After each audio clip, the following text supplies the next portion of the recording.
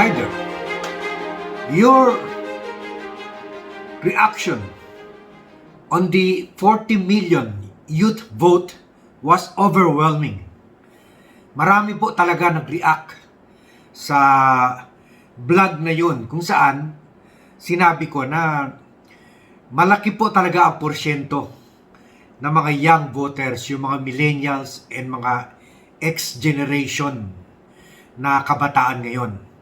Kasi po, tulad ng sinabi ko noon, sila po ang makakabigay ng influensya or sila po ang magiging game changer in the 2022 presidential elections. At nakikita naman po natin, hindi na po sila kontento na mag-comment, mag-post lang ng mga memes, gumawa ng memes, or mag-like and share sa Facebook.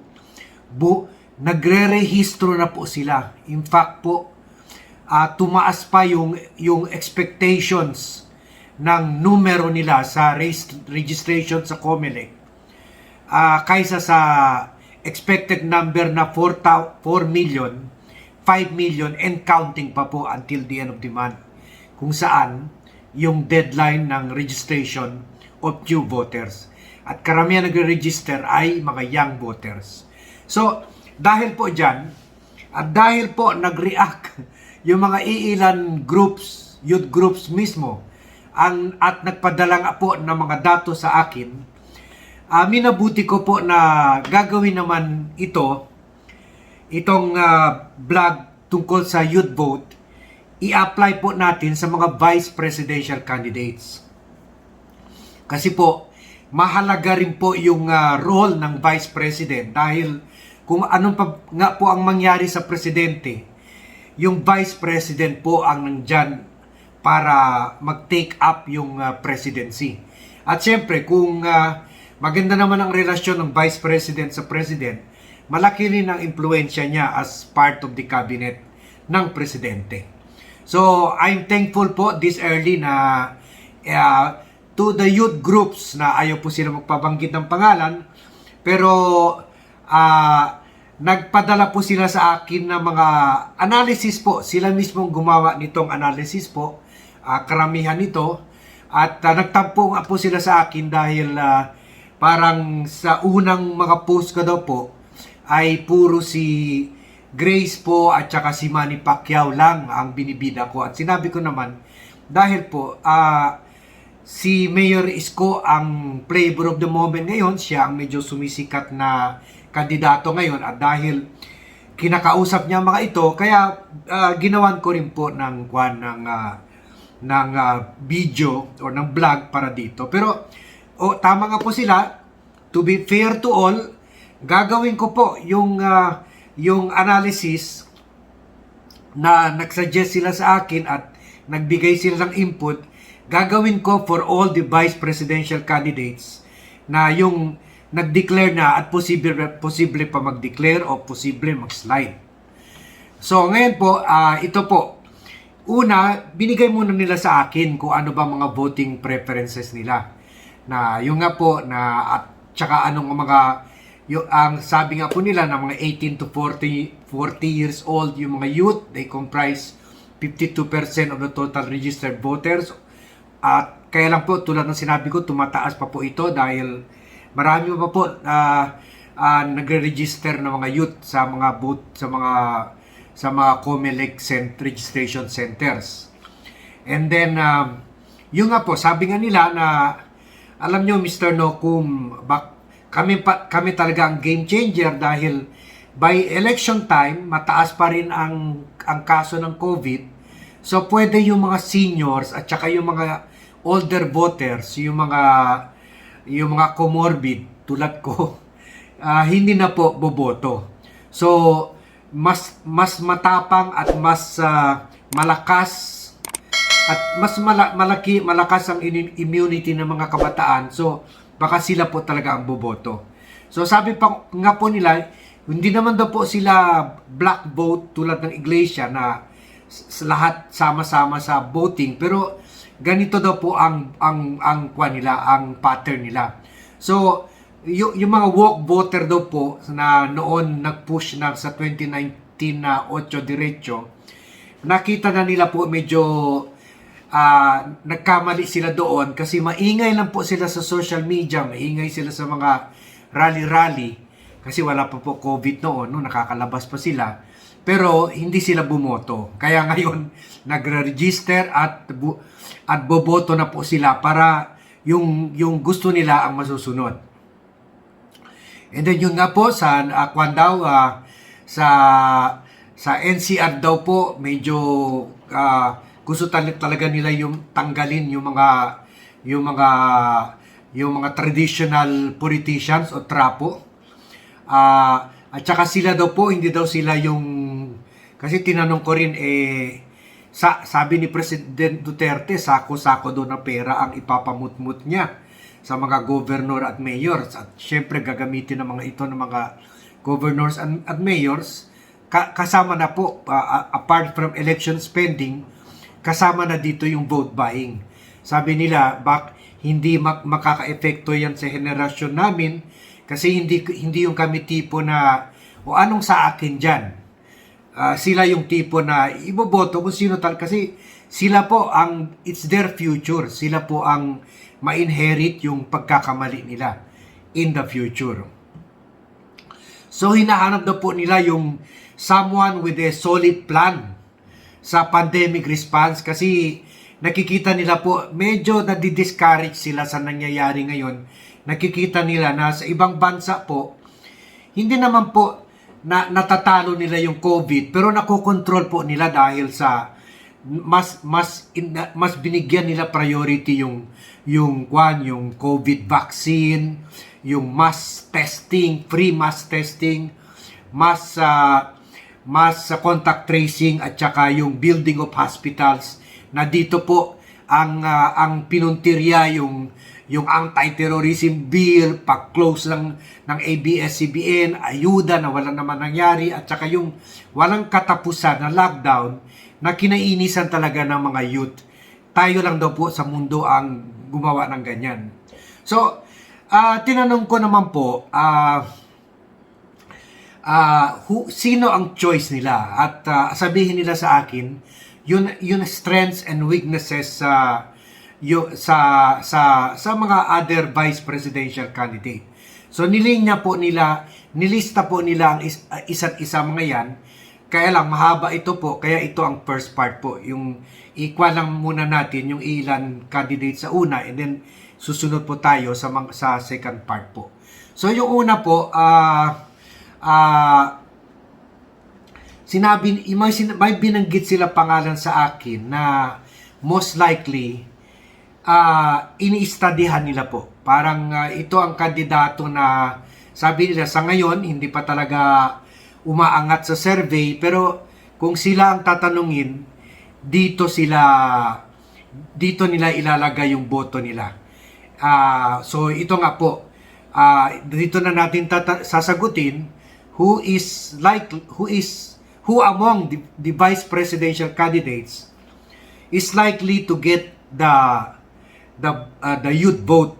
Ang sabi nga po nila sa ngayon hindi pa sila decided talaga po pero they are seriously considering sa mga grupo-grupo nila po si Senator Win Gatchalian.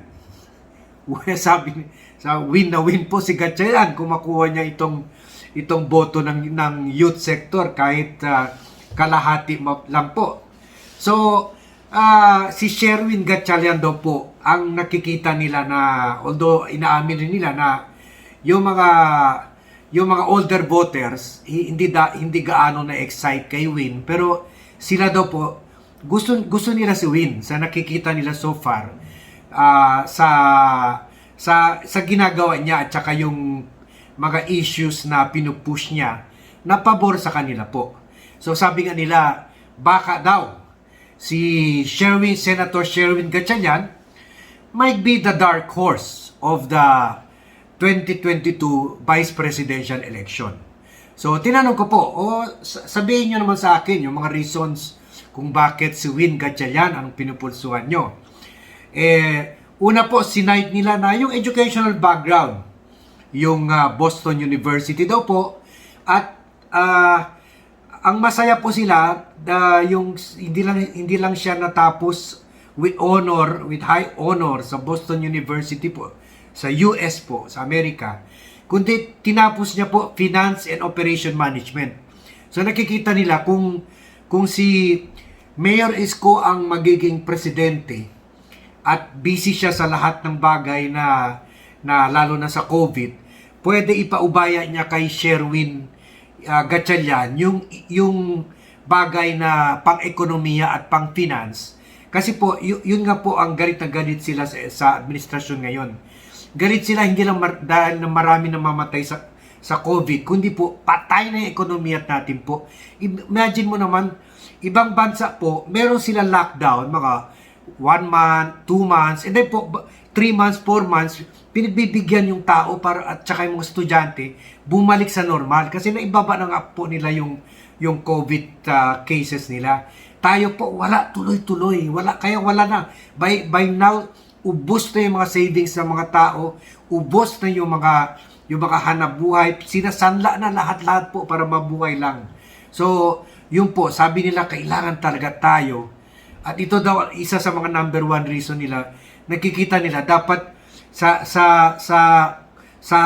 top tier ng gobyerno or at the helm of the government, dapat po meron po isang economist po para ibalik yung ekonomiya sa dati po or bigyan lang sila ng breathing space na mabuhay ng normal economically.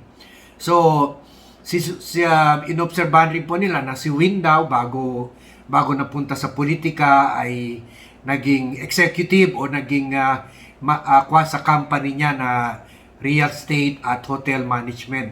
So economist po. So alam nila na iba nga po talaga ang pag-iisip ng mga youth. Kahit ako hindi ko po ito naisip na alam ko namamatay, economic meltdown ng tawag nila at marami ng study sinasabi dito na sa buong Asia tayong pinaka-apektado sa ekonomiya dahil sa lockdown. Pero tama rin naman po yung mga youth na sinabi, kwan yan, finance and operation management ang major niyan. So, bagay na siya talaga ang pwede mag-jumpstart yung ekonomiya natin. So, isa pa pong bagay na nakikita nila na pabor sa kay Win ay yung nga po pagod na sila sa mga trapo at gusto nila kay Win dahil kahit 47 years old pa lang siya, na 1 year older lang kay Mayor Isko, pero may solid 20-year background siya po in public service na both sa executive as mayor of Valenzuela at saka sa legislative naman po as congressman and senator po. Pagkatapos yung naman daw po na sabi po nila na medyo inaamin nila po na medyo bata masyado kung magiging presidente si Mayor Isko at si Win Vice President, parehong bata, pero nakita naman daw po nila yung nangyayari po sa mga damatans na national officials at tulad nga po dito kay President Duterte na 76 years old. Nakikita nila po na parang hindi na po na nakakalakad ng tweet po at iba na po ang pananalita ni President Duterte siguro dahil sa mga gamot na iniinom niya. And then po, ang naobserbahan nila kay Senator Gatchalian, siya lang among sa mga national officials ngayon na pinofocus talaga po sa youth sector problems po and concern. Bilang Senate Education Committee Chairman. So lalo na po pinapansin niya po yung crisis po sa youth ngayon na parang sa tingin nila pinabayaan at kinalimutan na sila ng Duterte government. At nagpapasalamat sila na nandyan si Senator Sherwin Gatchalian. Sabi pa kanila na once daw sinabi ni Sherwin na good education is good governance. So yun nga po, yung foundation ng good governance is good education. So consistent daw po siya sa prioritize ng education kahit hindi daw po popular sa ibang tao. Yung nga po sa atin po na graduate na po, nagtatrabaho na. So hindi naman po talaga kaya siguro rin hindi pa umaangat gaano yung kwan ni Win, yung popularity dahil po medyo kinonsentrate niya po yung mga kwan niya, yung mga legislation niya or mga issues niya sa yung ina-advocate niya na dapat ibalik na yung face-to-face classes para kasi parang palpak yung online education, pagkatapos vaccination for the youth. So kinonsentrate niya talaga sa youth. Kaya tayo mga damatans, aray, hindi natin siya gaano napansin. Pero napansin ito ng mga young sector po. Kahit napansin rin po nila na kahit nung Valenzuela pa siya, ginawa niya yung education system sa Valenzuela world class. Pareho rin po ginawa ni Mayor Isko sa Manila. And then po, ang nagpapasalamat po talaga sila kay Senator Gatchalian na he led efforts to push for laws that have made university education free for 1.6 million college students. O ito po, para nilagay talaga po nila ito dito sa analysis na pinadala nila sa akin. Sabi nila sinusulong daw ni Senator Win yung edukasyon para magkaroon sila ng trabaho, ng kita at mapapakain ang pamilya. So sabi pa kanila, at the time of desperation, free and quality education is something young voters want, especially as they suffer from the realities of remote learning, no signal, no tablet or phone, no Wi-Fi, no load, overworked teachers, wrong modules, etc. So iba po talagang pananaw na youth, no? Tayo mga damatans, hindi natin nakita ito, pero ito mga hinanakit nila. So nagpapasalamat naman ako na they trusted me with this information na ilabas ko nga po, no? Sabi nga niya, may appeal rin daw si Win sa mga parents nila na dahil yung mga parents daw, yung edukasyon lang daw ang nakikita nila, yung way out nila sa poverty. At edukasyon lang ang biggest pamana nila sa mga anak nila. Kaya nakikita nila si Senator Gatchalian ang makakabigayan sa kanila. Sabi pa nga nila, if the pandemic is a long, expensive crisis that threatens our future, the education crisis will be longer. Imagine education crisis. More expensive crisis that may take trillions of pesos out of our productivity and economy in the next decades if not solved. Tama rin po nila. Dahil po dito sa COVID pandemic, dahil po konti lang po nakaka-afford ng computer. Kahit teacher nga po, sa public school, walang computer. Paano pa yung mga estudyante? Kahit meron estudyante, kung wala yung teacher, wala rin po. So nothing. Kabobohan ang nangyayari po. 2 years of kabobohan nangyayari. Tama po sila. Trillions ang nawawala sa kabobohan ng nangyayari sa mga Pilipino estudyante ngayon. Kung bobo ang mga Pilipino in the future generation, isipin nyo na lang, babaksak ng husto yung bansa natin. Mayroon o walang COVID, babaksak talaga ang Pilipinas. Dahil kung puro bobo ang namumuno. So ito po ang pananaw ng mga bata.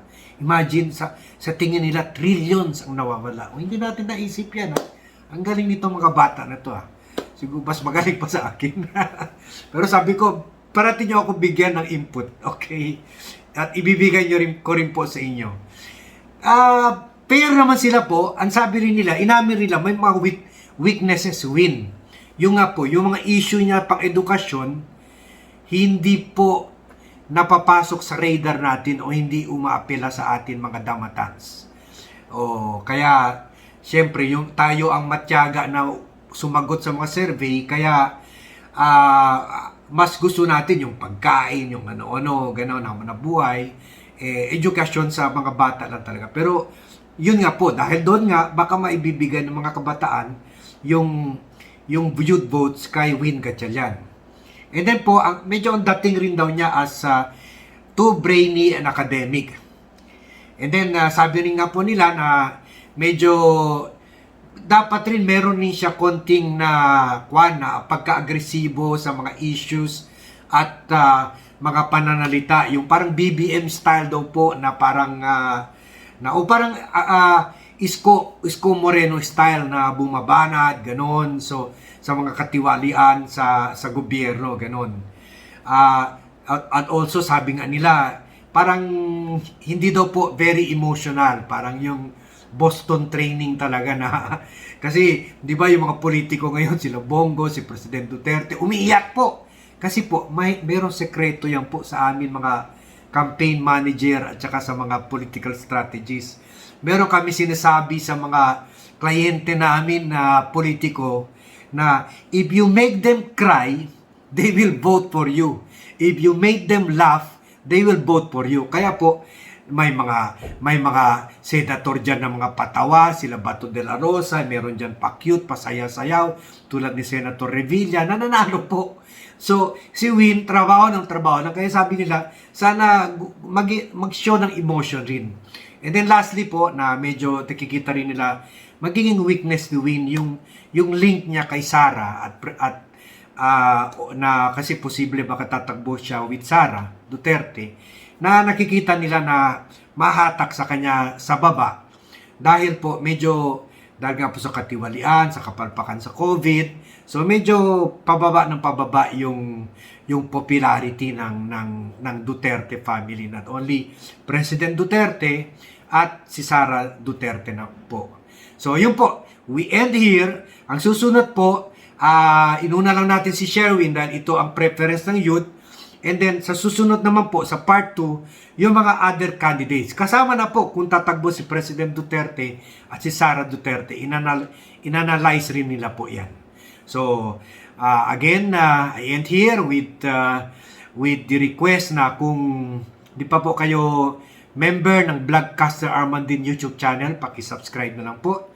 And see you in my next vlog.